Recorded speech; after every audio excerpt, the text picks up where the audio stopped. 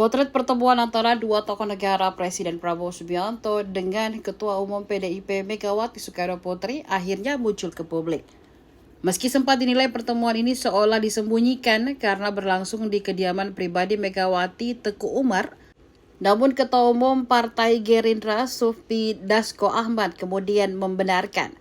Dilansir dari Kompas TV, Dasko di gedung DPR MPR Senayan, Jakarta mengungkapkan isi pertemuan pemimpin partai tersebut. Menurutnya, pertemuan itu adalah silaturahmi di momen Raya Idul Fitri.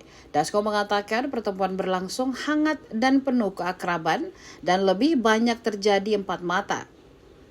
Sesekali terdengar Prabowo dan Megawati kerap saling tertawa dalam pertemuan tersebut.